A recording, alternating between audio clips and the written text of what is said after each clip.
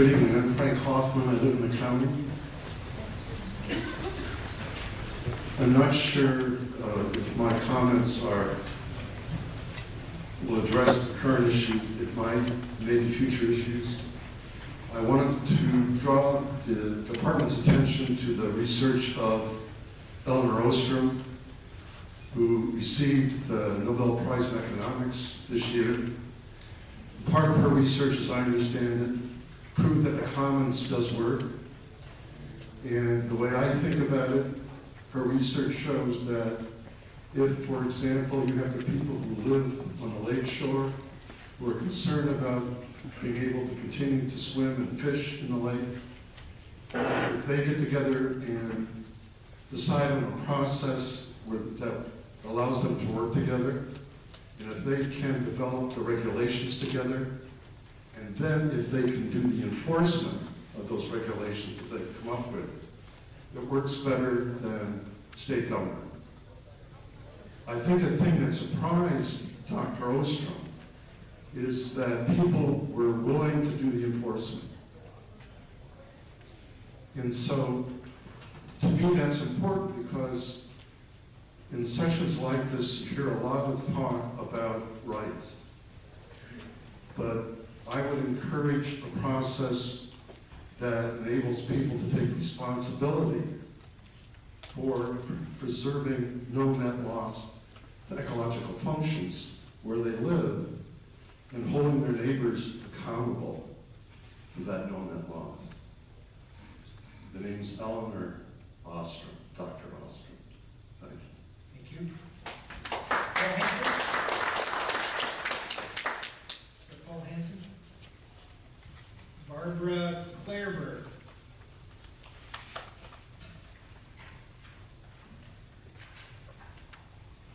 Delilah Perkins. So you also signed up? Still just gets 3 minutes. Bill Perkins?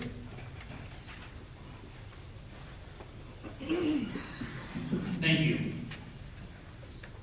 I'm just recently new to this process. I'm a geologic engineer by trade, and concerned and do a lot of work in terms of geologic hazards, including landslides, coastal stabilities, and those issues faced by waterfront property owners, amongst others. I'm also a resident of Jefferson County. I'm not in the city of Fort County. I have a waterfront property.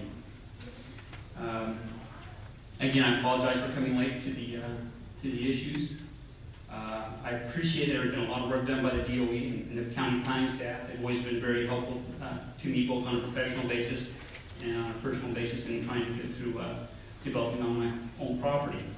Having said that, and going through Mr. Stewart's presentation, he mentioned a number of times that the purpose of the SMA is to balance public interest and private property rights, balance development and protect the environments, allow reasonable orderly development. My concern is the balance. I appreciate the fact that buffers are needed and are important. Having watched many landslides with homeowners who have lost their principal, their biggest investment in their life, it's tragic to see. So I appreciate the idea of a buffer and I understand that. However, I do not agree with that 150-foot blanket buffer. It seems excessive. In that regard, I'd like to ask a couple of questions with regard to balance. First off, how many non-conforming structures or uses will result if this SMP is adopted? What is the distribution of the non-conforming structures?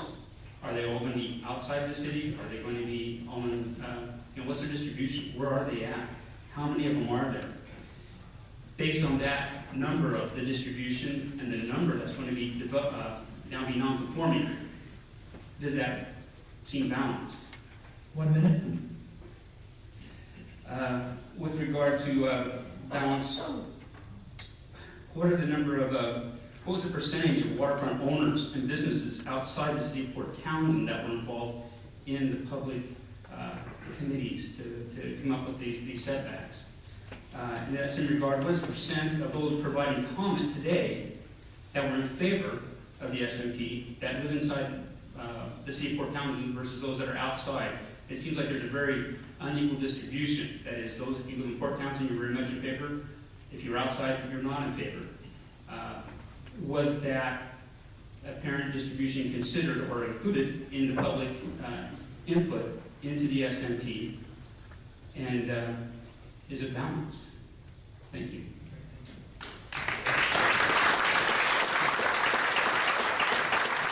Next we have Peter Lorenzen. And he's followed by Dale Wild.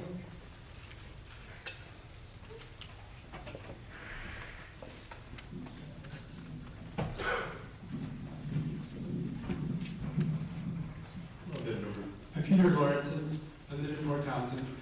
I'd like to recommend that the Department of Ecology adopt adopt the Shoreline Management Plan in its essential form that it is now. I want to thank all the people who participated, citizens who are property owners and people who live throughout the county that have participated in this process, because it's been a very wide, it's been involved a lot of people. I want to thank the Board of County Commissioners for their support for this process over a good period of time. And the thing that appeals to me about it, why I'm recommending support, is that I think the idea of no net loss in terms of ecological function of our shorelines is really important for the long term. And we're not looking at this for just a short, immediate thing. We're looking at it over a long-term process, and we're trying to balance the needs of many residents of our county and of the ecosystem that we all share. Thank you. Thank you. Next we have Dale Wild, who is number 44 of 88. We're halfway through. Yes, my name is Dale Wild, and my wife and myself and 4 adult children own property, shoreline property near Bass Bay and Lily Point, part of the development, part of the undeveloped. We have approximately over 1,000 feet of shoreline with approximately some parcels that are almost 2/3 of a mile deep. The people from Port Townsend speaking about the plan, they have a plan. Their plan is far less restrictive than the plan for the rest of Jefferson County, the unincorporated areas. And I believe that that's highly discriminatory in that one class of people in the same county, on the same shoreline, have far less restrictions than the other part of the county. The buffer zones and the regulations are skewed heavily against the rural property owner versus the Port Townsend. So I think you got a pure case of discrimination. Secondly, if this is supposed to be a county plan, the DOE's involvement all the way from the Planning Commission and to the Port Townsend and Jefferson County people with their hands out in grants. This is a county plan. This is a DOE plan. Another part of the thing is I think the plan is totally deficient in the economic development. Under Article 3 of Master Program Goals, the purpose of the goals is almost non-existent in the draft SMP about economic development. And especially the effect on humans. There's no economic impact cost and sources of funds for implementation of plan, enforcement, the property owner's cost for maintaining buffers, effect on property values and related property tax shifting, effect on residential and commercial building costs and use, and no contingency for potential litigation costs. These are all going to have to be borne by the taxpayers of the state of Washington and Jefferson County, and they're not addressed at all in the plan. 1 minute, sir. They also do not address in the plan are the costs and conflicts with other ordinances and contracts. There's no grandfathering for most of the things. Property owners bought their property in good faith with ordinances, regulations, and what they can do with it. They made an investment. They paid property taxes based on these things, and these are changed. Obviously, to me, that's a taking. we should be reimbursed for, and we should be reimbursed for the ongoing costs of maintaining buffers. There's no conflict with other state agencies, local agencies, including the Department of Wildlife for eco management and habitat plans, which I have some. And there are also conflicts with logging permits and logging rights, and mineral rights. Thank you.